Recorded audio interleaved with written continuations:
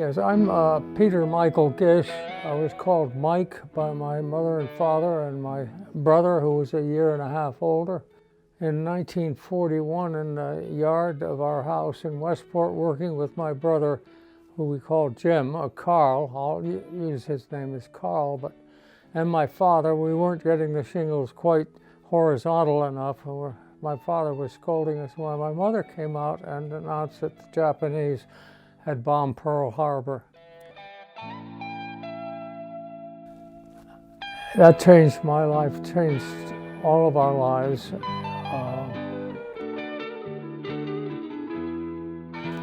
We were actually in the same senior class at Staples High School in Westport when he decided that he had to enlist, and so I went down with him in December of 1942, and he enlisted in the Marine Corps, which is the reason I ended up in the Marine Corps. Actually, I was following my older brother.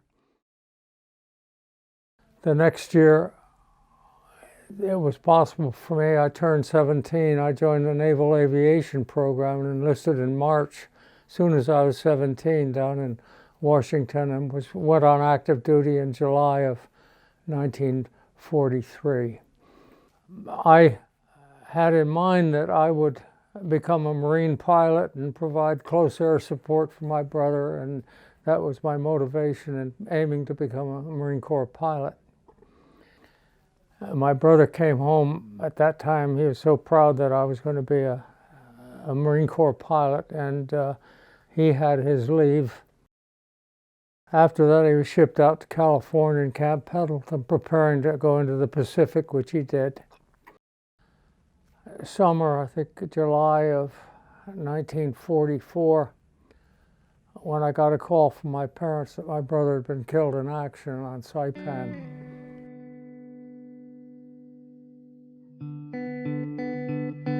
And we were very close, and that changed my whole life. But as I went through training, the emotional gap was very great, and I decided I would devote myself, when I went out, to art, to become an artist. It was the only thing that sort of filled up the gap that I felt at that time.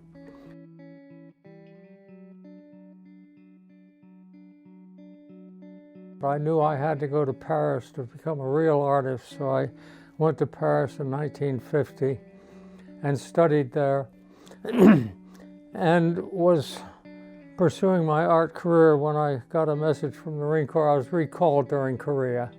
I elected helicopters.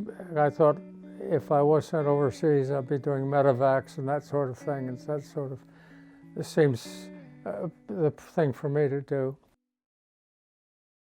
This was my service. I was not sent to Korea because I fitted into that sole surviving son category, so they didn't send me to Korea. I guess to compensate for that lack of danger, I was at an air show in Dayton in 1953 and on a 7-plane formation, and the number 7 behind me overran me, and I was in the first mid-air collision in helicopters, and fortunately was able to get the damaged plane onto the ground, and the pilot, the major that hit me, he crashed and burned, but he wasn't killed. So anyway, I got this call that they seen that I was a successful artist, and here I was, a lieutenant colonel of the Marine Corps, helicopter qualified and whatnot, so they asked me to go to Vietnam.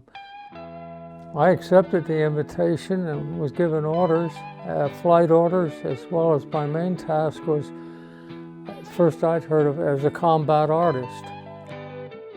That was my first experience with real war.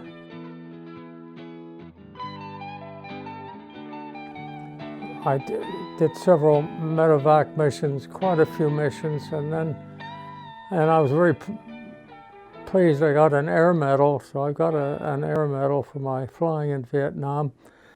I'm glad to be on these medevacs, and I've painted some of them where we were taking this young man to a hospital ship off the coast of Vietnam. There are a lot of very moving experiences. then my Marine Corps career ended. I was retired in 1975. ABC, this is World News Tonight with Peter Jennings. Good evening. The deadline has come and gone. The Iraqis are living on what President Bush calls borrowed time. It is no longer when I the called war will up start, but when. the History Division and spoke to Jack. I said, what's the chances of you sending an aging combat artist up into Kurdistan? And he said, you're out of your mind, Mike. Don't even think about it. About 7 minutes later, the phone rings and he says, Mike, the general wants you to go.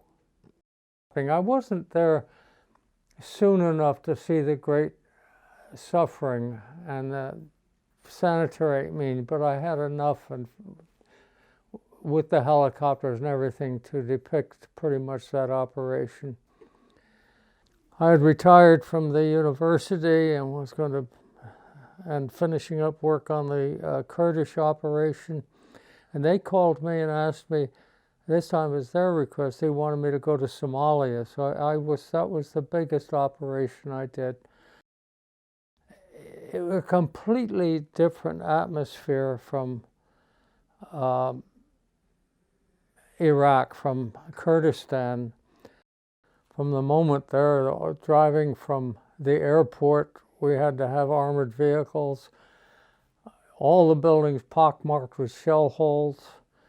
The people that wanted to do good couldn't do it without us there to protect them and facilitate that. And even worse, in Somalia, a food convoy would be stopped and robbed at gunpoint. Nothing could happen to help these people without the military. It was most interesting but exciting for an artist because the women dress in such bright colors. Visually, it was just so exciting. You have to be there. It's as simple as that. I went to a mess night, and General Zinni and the colonels that hadn't pissed off the enlisted men too much were invited to their mess night. And General Zinni talked, we had lost some Marines there, and a place was set for them at the dinner just in memory of them. And then he talked about what was necessary for a Marine officer and then the physical shape and everything. That was obvious, but then the mental development and reading and the developing as a person, when that he was very inspiring to all the people there. And then it was his 50th birthday, and then he said, and I was very touched by that, this was July of 1993, and he said, it's also Colonel Gish's 50th anniversary. And I hadn't figured out it was just 50 years since I had enlisted, or when I first went on active duty. Here I was 67 years old, and back on active duty, and he acknowledged that, and that was most gratifying. I've been, greatly because of my brother, and I took the risk of being an artist as a full career. Very fulfilling. I felt that he would have been proud of what had happened. And I thought of that, well known at Dartmouth, the poet Robert Frost, The Road Not Taken. In my case, with that phone call in 1967, I never would have been on active duty at my age except for the art. And they called me, and the art and the Marine Corps service came together. And that was most satisfying, and now more than ever that I've gotten in reasonable health with my new hips and pacemaker to be 92 and still painting. So that's my story.